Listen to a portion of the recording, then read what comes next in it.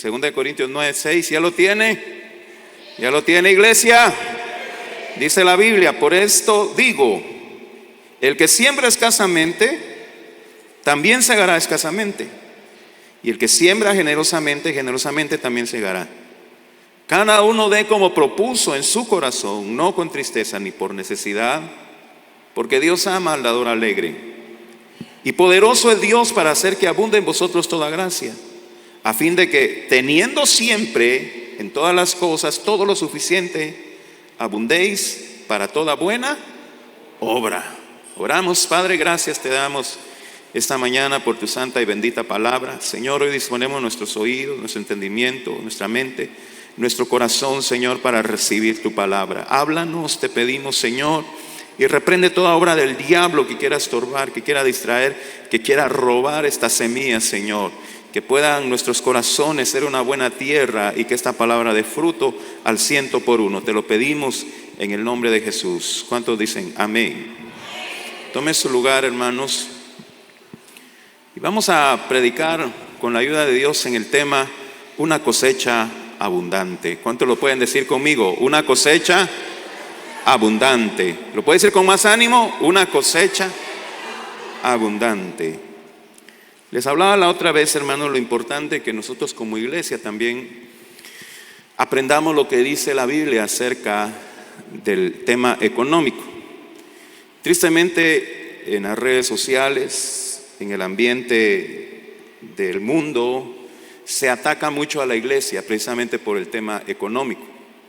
Y yo les comentaba que a veces nosotros los pastores de alguna manera nos sentimos cohibidos tomar estos temas por los ataques que recibimos. Yo como pastor recibo muchos ataques por esos temas. Personas que no me conocen me señalan y me acusan de cosas que a ellos pues no les consta. Pero nosotros tenemos la responsabilidad de predicar la palabra de Dios. Ese es nuestro compromiso. Y una de las áreas que mucho nos cuesta rendirles a Cristo es esto. Nos cuesta mucho rendirle esta área de nuestra vida a Cristo. Y el Señor quiere de nosotros todo. Amén. Entonces, vamos a ver en base al Nuevo Testamento, porque igual atacan el Antiguo Testamento, que habla de ofrendas, que habla de diezmos. Eso fue en el Antiguo Testamento. Pero si usted se da cuenta, hermanos, su Biblia, la Biblia, tiene 66 libros. Y se compone tanto del Antiguo Testamento como del Nuevo Testamento. Si Dios no quiere que nosotros obedezcamos lo que dice en el Antiguo Testamento, entonces nos hubiera dado una Biblia solo con el Nuevo Testamento. Amén. Entonces, vamos a predicar acerca de este tema. Y nos basamos aquí en 1 Corintios capítulo 9. Si usted lee el contexto de este pasaje, usted va a encontrar que el apóstol Pablo le está exhortando a la iglesia de Corinto a enviar una ofrenda generosa a la iglesia de Jerusalén. ¿Y por qué era esto? Bueno, en Hechos capítulo 11, versículo 28 nos dice el por qué era necesario enviar ofrendas a Jerusalén. Hechos capítulo 11, versículo 28 y 29 dice: y levantándose uno de ellos llamado Agabo, daba a entender por el Espíritu que vendría una gran hambre en toda la tierra habitada, lo cual sucedió en tiempo de Claudio. Entonces los discípulos, cada uno conforme a lo que tenía, determinaron enviar socorro a los hermanos que habitaban en Judea.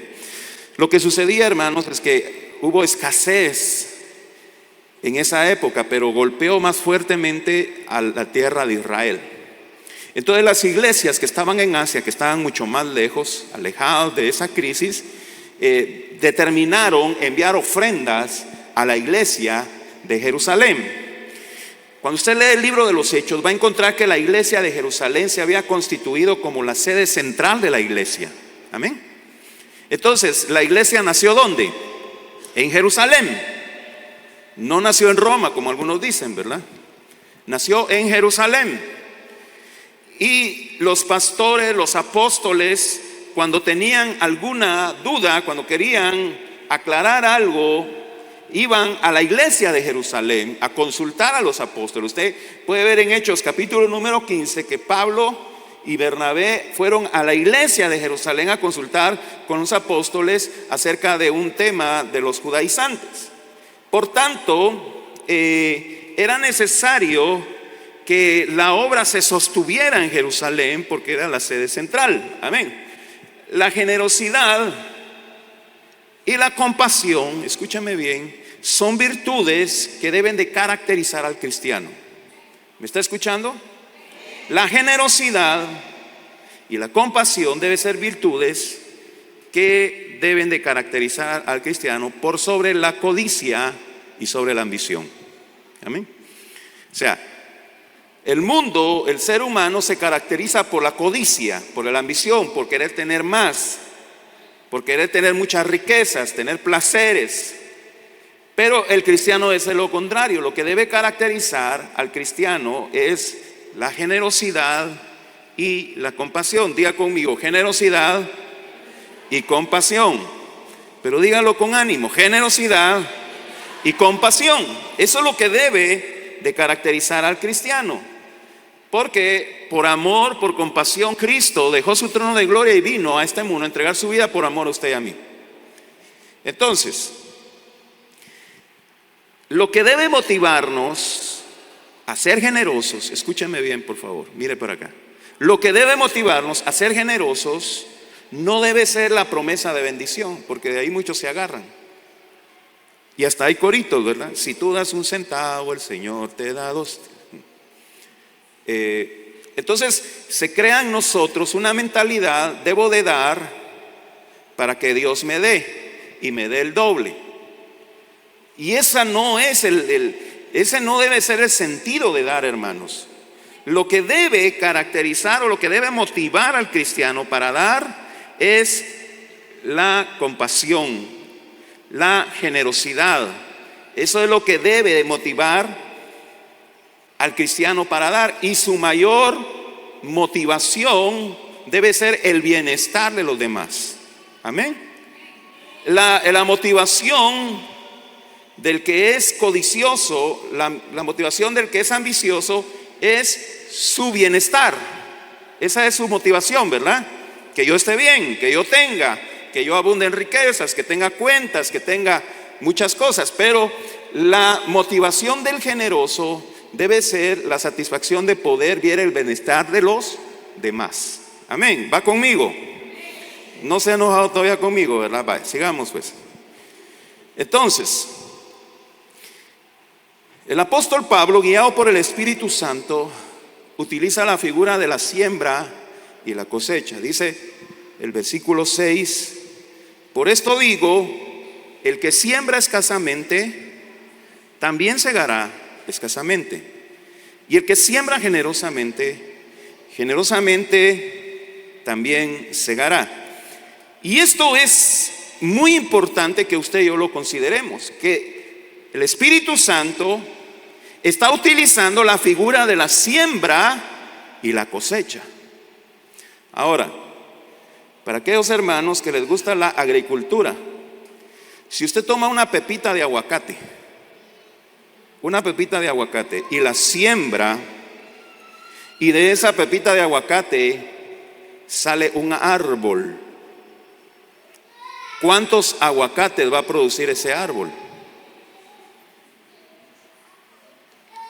La verdad que nosotros no nos podríamos contar, porque ese árbol daría por muchos años mucha cosecha. Amén. ¿Va conmigo? Una semilla crece un árbol. Eso sí, hay que tener paciencia, ¿verdad? Porque eso no que lo siembra hoy, ya mañana está el árbol con aguacates. No, eso es, por eso la Biblia utiliza la figura de la paciencia del sembrador, ¿verdad?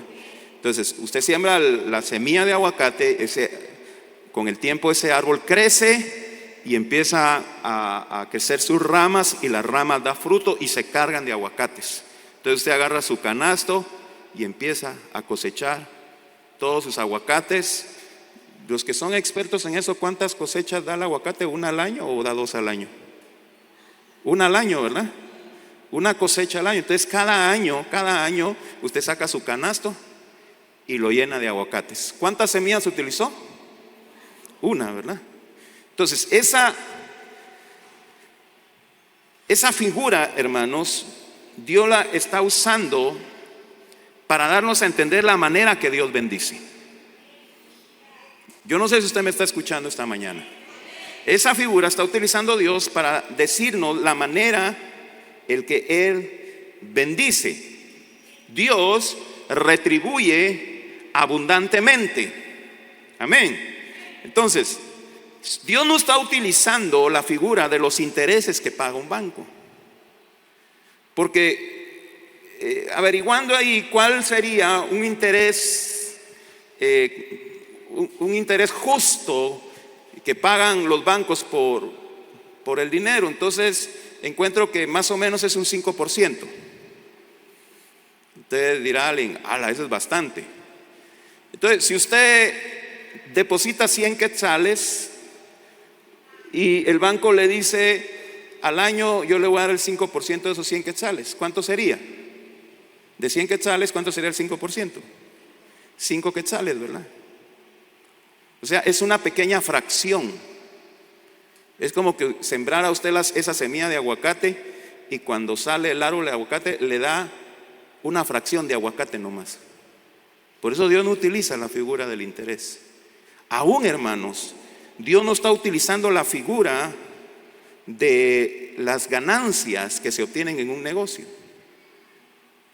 Porque en un negocio al menos usted quiere obtener el 20% de la ganancia, ¿verdad?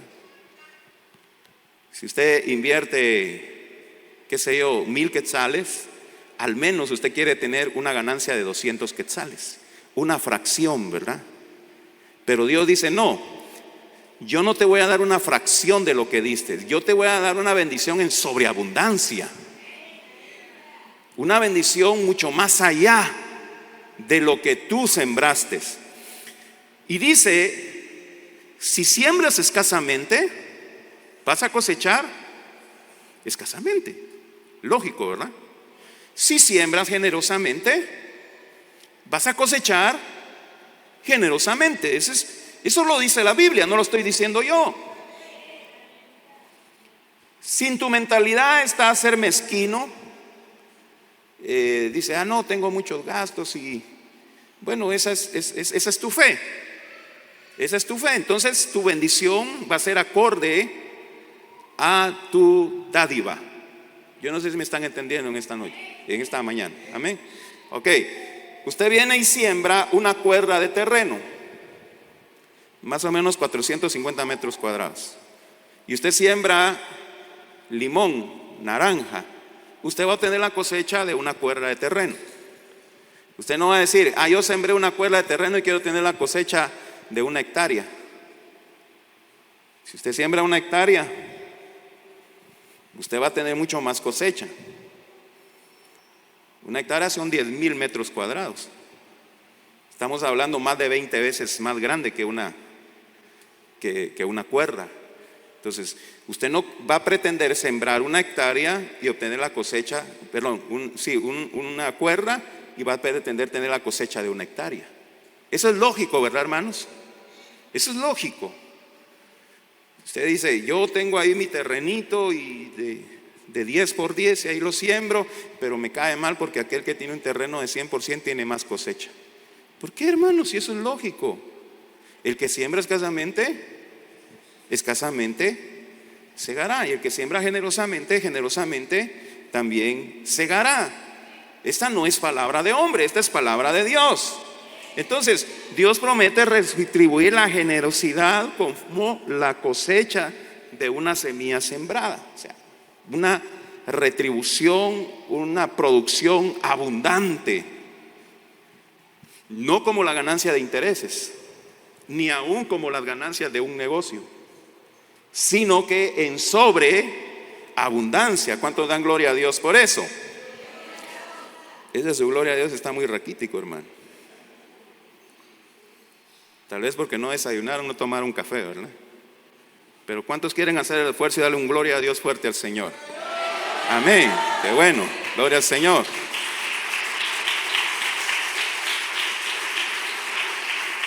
Entonces, hermano, estas son verdades del reino. Son verdades del reino que no podemos ignorar. Ahora, ¿a quién le está diciendo esto Dios? ¿Solo a los que tienen dinero? ¿Ah? Sí, porque alguno me dirá, yo me agacho porque yo no tengo. Pues agáchese si quiere, pero eso también es para usted. Estas son verdades del reino, hermano. Entonces, la gente en el mundo no cree esta palabra.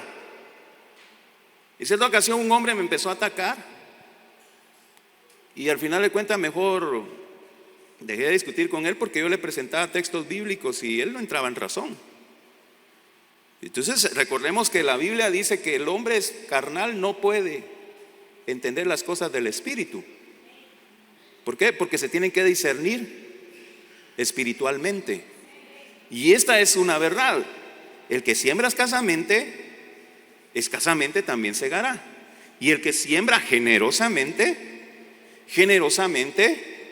también segará. Esa verdad que está ahí en 2 Corintios 9:6, para algunos no la entienden, pero para aquellos que la entienden, ¡pah!, pescan esa promesa. Eso es para mí. Amén. Entonces, dice el versículo 7, 2 Corintios 9:7, cada uno dé como propuso en su corazón, no con tristeza ni por necesidad, porque Dios ama al dador alegre. Cuando usted, hermano, toma una cantidad de dinero y usted la mete al banco o la invierte en un negocio, ¿usted lo hace con qué objetivo? Con el objetivo de obtener una ganancia, ¿verdad? Tengo mi dinero que lo tengo ahí, no lo estoy utilizando, lo voy a meter al banco a mi cuenta de ahorro, que gane intereses. O tengo este dinero, se lo voy a dar a mi hermano que tiene un negocio y que lo trabaje en el negocio y me pase la ganancia. Ahora, usted cuando hace eso, no lo hace por generosidad ni compasión, ¿verdad? Usted lo hace porque quiere tener una ganancia. Por favor, vaya conmigo.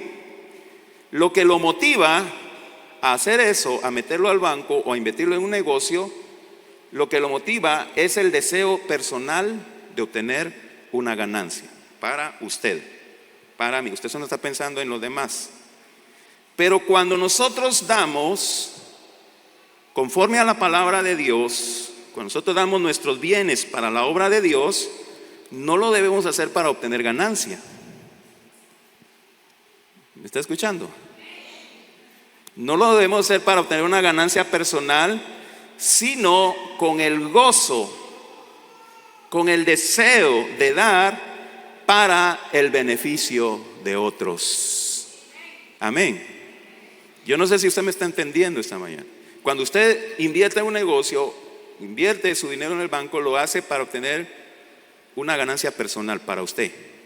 Pero cuando usted da con generosidad, lo hace para el beneficio de los demás. Por tanto, hermanos, la Biblia nos dice, usted debe de dar como propuso en su corazón. No lo haga con tristeza. No lo haga con la mentalidad, como dice el corito, yo voy a dar 1 centavo, aunque 1 centavo ya ni siquiera se ven, ¿verdad? Ya ni tirados se encuentran, para que el Señor me dé 2. Yo voy a dar 100 quetzales para que el Señor me dé 2. Si usted da con esa mentalidad, hermano, es muy difícil que reciba. Hace muchos años, no hace muchos años, hace un par de años, cuando yo era niño, en cierta ocasión escuché un testimonio en la iglesia donde asistíamos en Samaria, y yo no sé si era un pastor que llegó a predicar, pero él comentaba de que una persona escuchó eso: el que siembra escasamente, escasamente también segará, y el que siembra generosamente, generosamente. Bueno, entonces voy a invertir en la iglesia, dijo. Y llevó su ofrenda, 1000 quetzales. Hermano, pastor, yo traigo esta ofrenda en 1000 quetzales, porque la Biblia dice que el que siembra generosamente, generosamente segará. Entonces yo quiero invertir 100 quetzales para que Dios me dé 10,000. Pero pasó el tiempo y él no recibía sus 10,000. Y pasó un año. Y le fue a reclamar al pastor: pastor, devuélvame 10,000, mis 1,000 quetzales porque Dios no me dio 10,000. Entonces esta persona no estaba dando con generosidad. Esta persona estaba dando con intención egoísta de obtener una ganancia personal. Entonces por eso dice el Señor: no con tristeza ni por necesidad, porque Dios ama al dador alegre. Entonces dice 2 Corintios capítulo 8 versículo 1 y 2: asimismo, hermanos, os hacemos saber la gracia de Dios que se ha dado a las iglesias de Macedonia, que en grande prueba de tribulación la abundancia de su gozo y su profunda pobreza abundaron en riquezas de su generosidad. Las iglesias de Macedonia, que estaban al norte de Corinto, se caracterizaban por ser iglesias generosas. Con la diferencia, hermanos, que en Corinto, la iglesia de Corinto estaba en prosperidad, pero la iglesia en Macedonia estaba en necesidad. La iglesia de Macedonia no solamente tenía escasez económica, sino que también tenía persecución por el evangelio. Pero aún así el apóstol Pablo testifica en el versículo 2 que en grande prueba de tribulación, dice, la abundancia de su gozo y su profunda pobreza abundaron en riquezas de su generosidad. Cuando usted estudia 1 Corintios, 2 Corintios, una de las cosas que el apóstol Pablo le reclama a la iglesia de Corinto es que eran bien, miren, ¿era qué? Tacaña. Y eso le reclama el apóstol Pablo a la iglesia de Corinto. Y usted va a encontrar el apóstol Pablo diciendo: y cuando yo estuve con ustedes, ustedes no pueden decir que ustedes me ayudaron económicamente. Yo tuve que trabajar. Y precisamente Hechos dice que cuando el apóstol Pablo estuvo en Corinto, tuvo que ejercer su oficio, que era hacer tiendas, porque la iglesia de Corinto no lo ayudaba para sus necesidades. Entonces ustedes no se pueden gloriar de que me ayudaron. Quienes me ayudaron, dice el apóstol, fueron los de la iglesia de Macedonia. Ellos mandaban para mis necesidades. Y lo que el apóstol Pablo está diciendo es que la iglesia de Macedonia había llegado a una revelación, hermanos, a una revelación de lo que el Señor Jesucristo dijo: más bienaventurada cosa es dar que recibir. Entonces en Macedonia tenían limitaciones económicas, pero decían: hermanos, juntemos ofrenda y se la mandamos al apóstol Pablo. Con mucho gusto, hermano, y con gozo ellos llevaban sus ofrendas, con alegría ellos llevaban sus contribuciones y se alegraban mucho. Les llenaba el corazón que sabían que su ofrenda iba a servir para que la obra del Señor avanzara, para que el apóstol Pablo fuera a predicar a otras ciudades, para que el evangelio fuera anunciado. Y de alguna manera, hermano, los hermanos de la iglesia de Macedonia estaban siendo partícipes de esa obra misionera. Amén. Entonces el apóstol Pablo dice: ellos no daban por tristeza ni por necesidad, ellos daban con gozo, sabiendo de que lo que ellos estaban dando en su pobreza iba a servir para el engrandecimiento de la obra de Dios. De manera, hermanos, que cuando nosotros damos con generosidad, no estamos obteniendo una pérdida. Amén. Sino que es una bendición. Y eso es una revelación que usted tiene que recibir del Espíritu Santo. Mi papá era un hombre que estaba en una dimensión diferente a la de nosotros, hermano. Cuando inició aquí la obra del discípulo, mi esposa y yo vivíamos en Chimaltenango. Y en ese tiempo, hermanos, aquí no habían músicos. Mi mamá cantaba algunos himnos, sacaba su himnario y se ponía a cantar himnos, mi mamá. Pero mi papá quería un ministerio de alabanza en el discípulo. Y a veces le hablaba a algunos muchachos que vinieran a tocar. Y venía de repente alguien con su guitarrita ahí a acompañar. Pero él quería un ministerio de alabanza. Cuando él fue a visitarnos una vez a Chimaltenango, fue a un culto a la iglesia donde nosotros asistíamos. Mi esposa y yo estábamos en el ministerio de alabanza. Y a mi papá le encantó el ministerio de alabanza donde nosotros estábamos. Y cuando terminó el culto, mi papá se acerca al director de alabanza porque estábamos haciendo ventas para comprar instrumentos. Y mi papá sacó su billetera y sacó todo el dinero que tenía. De ese dinero mi papá tenía que echarle gasolina al carro para regresar a Mazate. Pero a él no le importó, él sacó todo su dinero. Dejó vacía su billetera y le dijo: hermano, yo quiero sembrar. Yo quiero sembrar para este ministerio de alabanza, porque yo quiero un ministerio de alabanza igual al de ustedes allá en Mazate. Y mi papá sacó todo su dinero y por un momento en su mente dijo: pero tengo que dejar para la gasolina, ¿cómo me voy a regresar para Mazate? Mire, hermano, cómo es pensar espiritualmente y no carnalmente.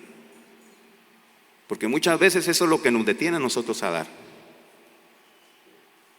No, es que tengo necesidad de esto, tengo necesidad de aquello, no puedo darlo.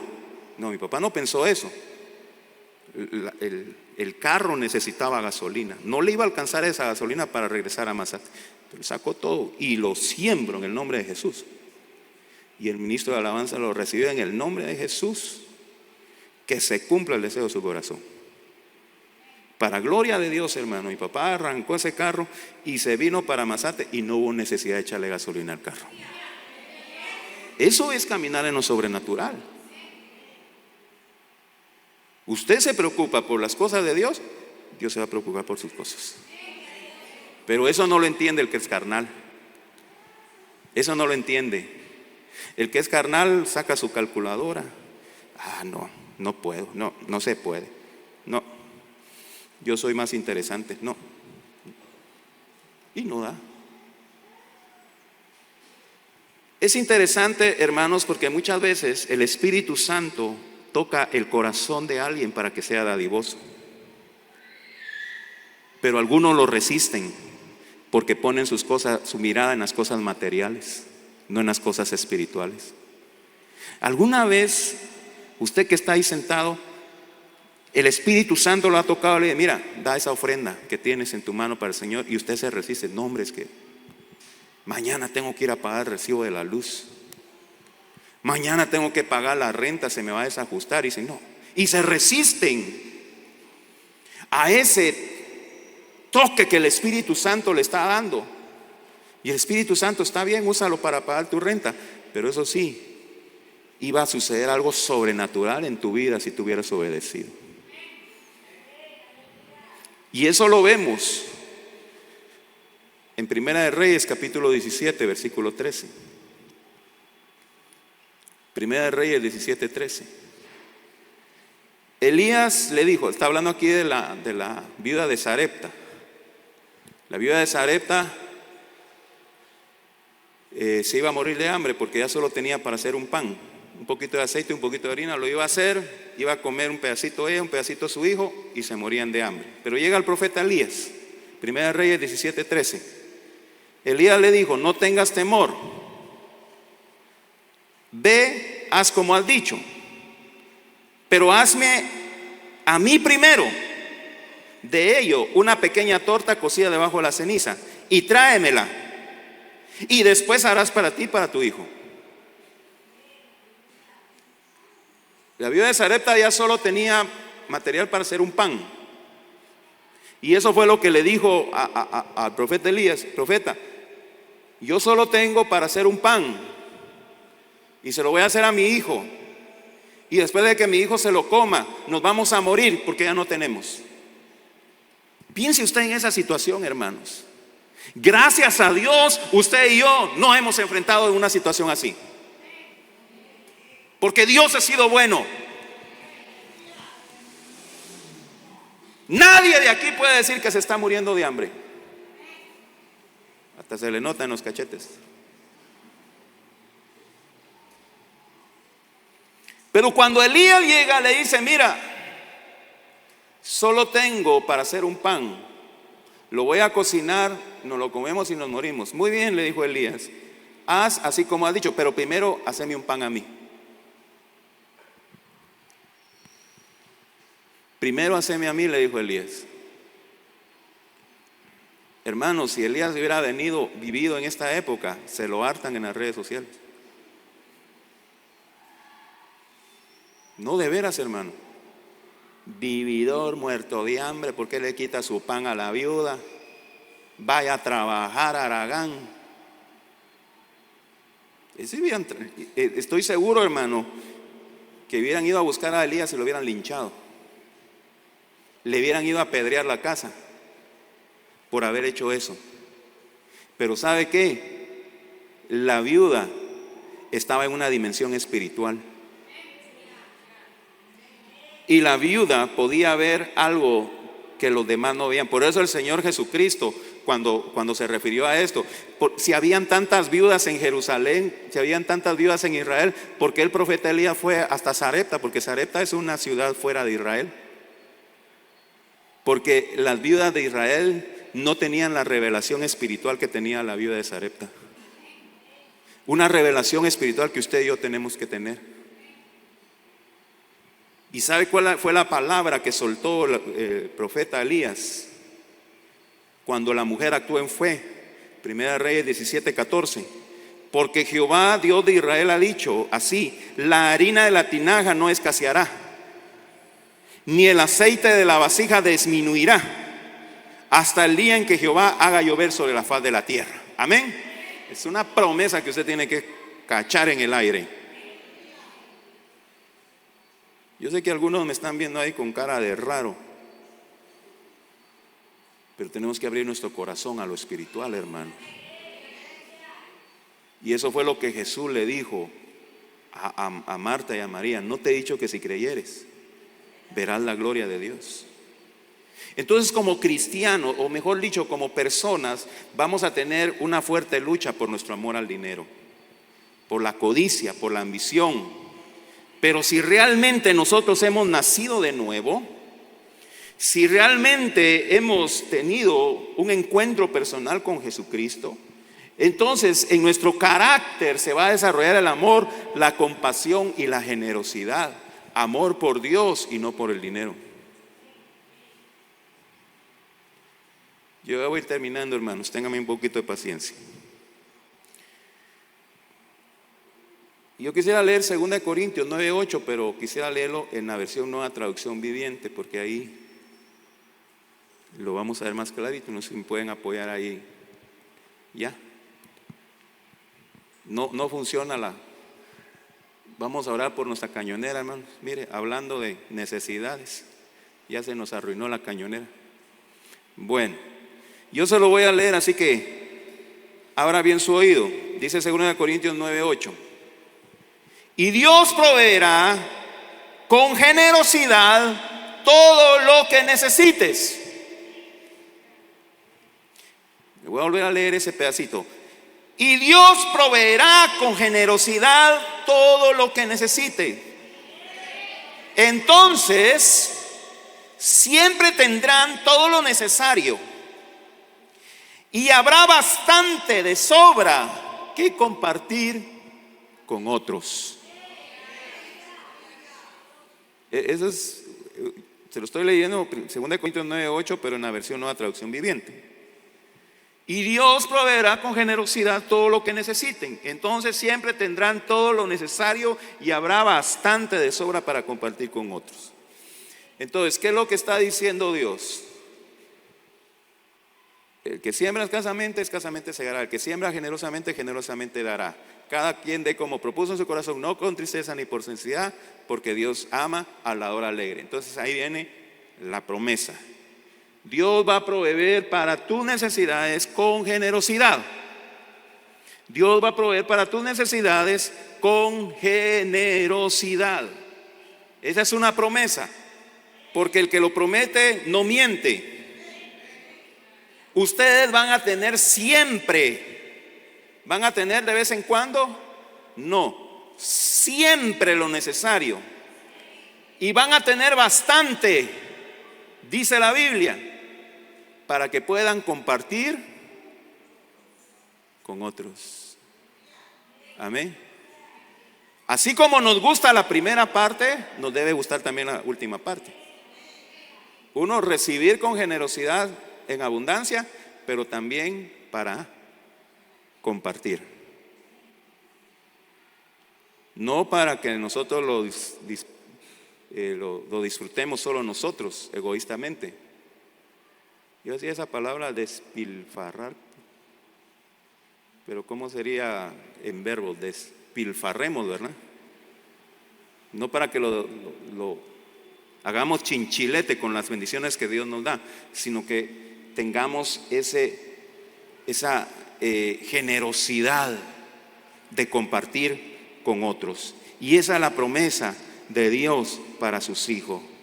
No está mal, hermanos, que nosotros disfrutemos el fruto de nuestro trabajo. No está mal. Usted trabaja y se da sus gustos, ¿verdad? Me quiero comprar unos de mis zapatitos más cómodos porque estos que tengo me aprietan el callo y quiero comprar, y se los puede comprar, hermanos. Dios lo bendice y Dios le provee en abundancia. Él concede las peticiones de su corazón. Amén.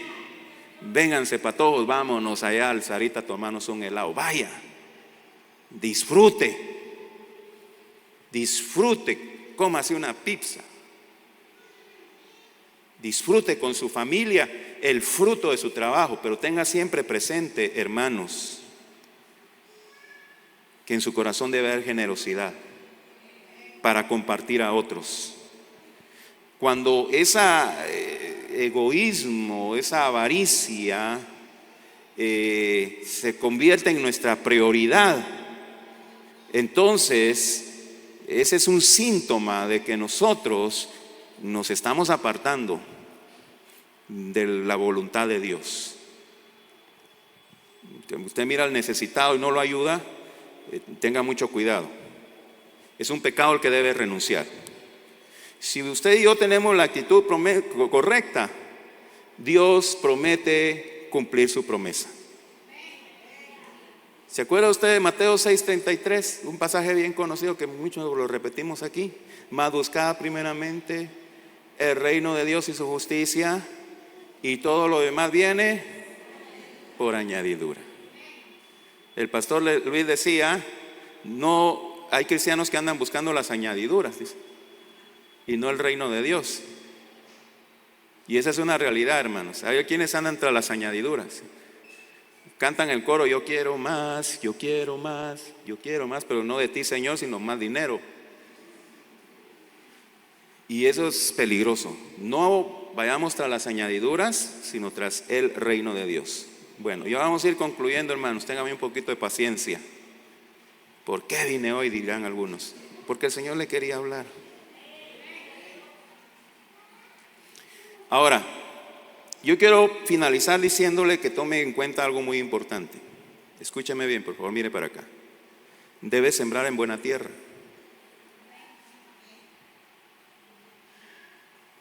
¿Me está escuchando? Debe sembrar en buena tierra. Mateo 13:8. Pero parte cayó en buena tierra y dio fruto. Cual 100, cual 70, cual 30 por uno. Dios está utilizando la figura de la siembra y la cosecha. Pero si el agricultor siembra en mala tierra, ¿va a producir fruto? No, y en la parábola del sembrador de Mateo capítulo 13, dice que una cayó en el camino y se la comieron las aves. Otra cayó en pedregales y no dio raíz. Otra cayó entre espinos y se ahogó. Pero que cayó en buena tierra, esa sí dio fruto al 100 por uno. Entonces, la mejor tierra para sembrar, y hermano, yo quiero respaldar bíblicamente todo lo que voy a decir, porque por eso también nos critican. La mejor tierra para sembrar es la obra de Dios. Yo sabía que no iba a tener amenes ahí. La mejor tierra para sembrar es la obra de Dios. La mejor tierra para sembrar es ser generoso con nuestros hermanos en Cristo. Gálatas 6:10, por eso le dije, se los voy a presentar con textos bíblicos. Me dice pastor encender la cañonera. Sí. Vamos a ver. ¿Ya? Dice. Se lo voy a mostrar bíblicamente. Dice Gálatas capítulo 6, versículo 10. Así que, según tengamos oportunidad, ¿me está escuchando? Así que, según tengamos oportunidad, hagamos bien a todos, dice. Y mayormente a los de la familia de la fe. Ahí dice. Así que, según tengamos oportunidad, hagamos bien a todos. ¿Y qué dice? Y mayormente a los de la familia de la fe. ¿Por qué? Es sembrar en buena tierra. ¿Y qué pasó, hermanos? ¿Y los que no son cristianos no hay que ayudarlos? Sí, hay que ayudarlos. Hay que ayudarlos. Ahora, hay personas que han caído en pobreza, han caído en necesidad porque sufrieron alguna desgracia, sufrieron alguna enfermedad y son personas honestas. Y a ellos hay que ayudarlos. Hay personas que están sufriendo porque de repente les vino una desgracia a su vida. Y entonces cuando nosotros vemos eso, pues tenemos que ayudarlo. En Mateo 25:35, el Señor Jesús nos va a reclamar eso. Dice, porque tuve hambre y me diste de comer. Tuve sed y me diste de beber. Fui forastero y me recogiste. Entonces las personas que están en necesidad hay que ayudarlas. Hay que ser generosos en la obra de Dios. Hay que ser generosos con el que está en necesidad, mayormente a los de la familia de la fe, dice la Biblia. Porque hay personas que son pobres porque no les gusta trabajar.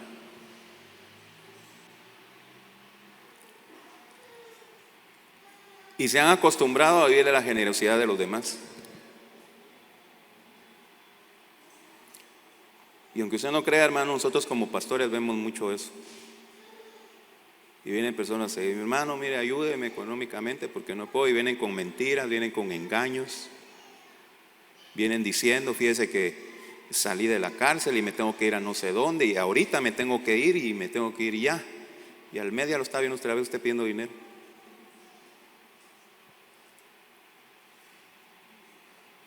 Entonces el apóstol Pablo dice que no trabaje, que no coma, ¿verdad? Entonces hay personas que no les gusta trabajar y quieren aprovecharse de la generosidad de los demás. Les gusta derrochar el dinero, no son buenos administradores de los recursos que Dios les da. Y tristemente esa gente abunda, hermanos. Y quieren, no, que la Biblia dice que usted me tiene que ayudar. Darle dinero a ellos, hermanos, es sembrar en tierra estéril. Incluso, hermanos, Señor, ayúdame, por favor. Primera Timoteo capítulo 5, versículo 9, y se lo voy a leer para que no digan, ay, el pastor lo que dice. No, lo que dice la Biblia. Usted sabe que tenemos que ayudar a las viudas. ¿Cuántos lo saben? Pero no todas las viudas. Primera Timoteo 5:9. Sea puesta en la lista solo la viuda, no menos de 60 años, que haya sido esposa de un solo marido, que tenga testimonio de buenas obras, si ha criado hijos, si ha practicado la hospitalidad, si ha lavado los pies de los santos, si ha socorrido a los afligidos, si ha practicado toda buena obra. Pero viudas más jóvenes no admitas, porque cuando impulsadas por sus deseos se rebelan contra Cristo, quieren casarse, incurriendo así en condenación por haber quebrantado su primera fe. Entonces el Señor nos manda, como iglesia ustedes tienen que ser generosos, pero tienen que saber con quiénes van a ser generosos. Hay persona aprovechada que quiere que les estén dando dinero y le está quitando el dinero al que realmente lo necesita. Entonces, van a haber mujeres viudas que sea mayor de 60 años y que ha dado buen testimonio en la iglesia, ayúdenla. Las más jóvenes tengan cuidado porque se van a enamorar y se van a ir con un hombre. Y tristemente, hermanos, a veces se les predica la palabra, hermanos, a los jóvenes, a las mujeres que están solas, se les predica la palabra. No busquen gente impía. ¿Y qué es lo primero que hacen, hermanos? Buscar gente impía. Es que el corazón no manda a nadie, dice. Dice la Biblia que engañoso es el corazón del hombre. Engañoso es el corazón. Y después vienen, pastor, ayúdeme. ¿Y qué puede hacer uno, hermano, si eso es lo que escogieron? Quieren que uno como pastor le cambie el corazón al marido. Pero si ni Dios se lo cambia, porque no es que no pueda, sino porque Él no quiere hacerlo, ¿eh? Mucho menos uno. Eso fue lo que escogieron. Entonces, así como critican que hay falsos pastores que le andan quitando dinero a la gente, también hay malas personas que andan buscando el dinero a los cristianos, chantajeándolos con versículos bíblicos. Esa gente nunca va a estar dispuesta a ser generosa, aun cuando tengan solvencia económica. Solo para mí, solo para mí, solo para mí. Hay necesidad en la obra de Dios, ¿qué me importa? Que ahí que miren qué hacen. Hay un hermano que está en necesidad, ¿qué me importa? Que se muera. Yo los bendigo a ustedes, hermanos, porque aquí hay gente generosa. Y algunos de ustedes son testigos que cuando ustedes han estado en necesidad han llegado ofrendas de los hermanos. ¿Cuántos pueden decir amén? Algunos de ustedes han estado enfermos, han estado en necesidad y han llegado, hermanos, tenga. Eso es sembrar en buena tierra. Eso es sembrar en buena tierra. Entonces, hermanos, es mejor obedecer la Biblia y creer en la palabra de Dios para tener solvencia espiritual, para tener solvencia moral y también para tener solvencia material. Porque esa es la promesa en 3 Juan, su único capítulo, versículo 2. Amado, yo deseo que tú seas prosperado en todas las cosas, que tengas salud, así como prospera tu alma. Esa es la promesa de Dios para usted, hermano. No le preste oído a las voces del mundo. Aprendamos a ser generosos, hermanos. El contribuir a la obra de Dios, el dar al necesitado, no es un mal negocio, no es malgastar el dinero, es sembrar en buena tierra. Y así como el Señor dice que el que siembra escasamente, escasamente también segará, el que siembra generosamente, generosamente también segará. Así usted va a recibir las bendiciones de Dios. Cuando nosotros aprendemos a ser generosos, cuando aprendemos a amar más a Dios que al dinero. Tengamos cuidado de no amar el dinero. Hay gente aquí que está siendo muy bendecida, pero hermanos, no se les ve que ayuden a la obra de Dios. Perdón, Flor.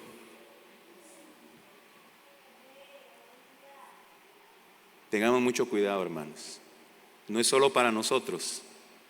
Porque si Dios nos bendice abundantemente, dice la Biblia, que es para que estemos dispuestos a dar. Ahora, algunos de ustedes están tronándose los dedos, pasando necesidad económica. ¿Por qué? Porque no le han creído a la palabra de Dios. Y cuando el Espíritu Santo toca sus corazones, da eso lo que tienes. Ay, no, Señor, se me va a desajustar el presupuesto. Ah, bueno, es tu decisión, dice Dios. Encárgate tú de tus finanzas, yo no me meto en tus finanzas, le dice Dios. Y entonces estamos ahí tronándonos los dedos. Pero cuando usted entienda y comprenda, tenga la revelación espiritual de lo que dice la palabra de Dios y se tira de lleno, aquí está, Señor.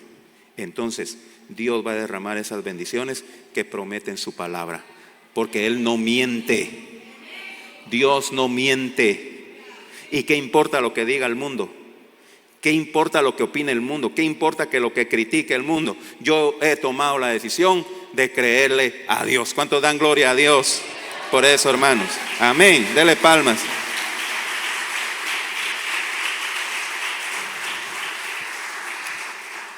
No se preocupe, no voy a recoger ofrenda.